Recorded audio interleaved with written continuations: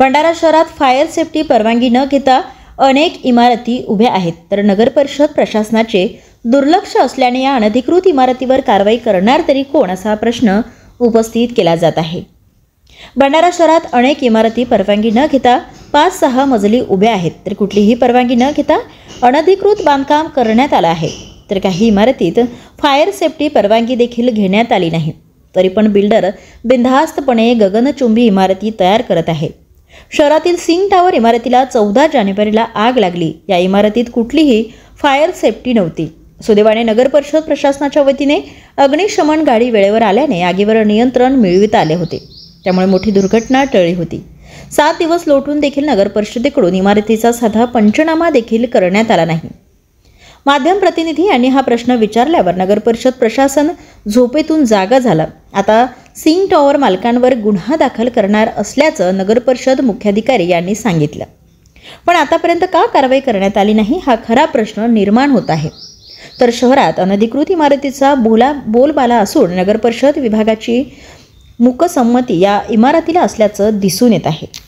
14 तारखेला सिंग टॉवर खात रोडवर सिंग टॉवरला आग लागली अशी आम्हाला 108 ला सूचना मिळाली। त्यानुसार आमची टीम तिथे पोहोचली, आग आटोक्यात पण आली। परंतु नंतर आम्ही माहिती घेतली असता असं आम्हाला कळालं की तिथे कोणत्याही प्रकारची फायर इक्विपमेंट नव्हती आणि नंतर आम्ही बांधकाम परवानगी पण चेक केली, तर त्यामध्ये देखील त्यांच्याकडे फायर एनओसी अजून आम्हाला आलेली नाही।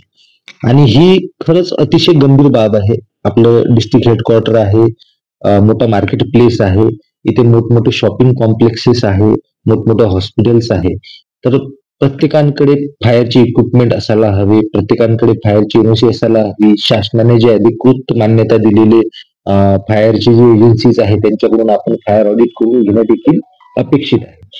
पण सिंग टॉवरने ह्या सगळ्या गोष्टी पाळल्या नाही। हे आपलं सुदैव आहे की त्या दिवशी कोणत्याही प्रकारची जीवितहानी झालेली नाही।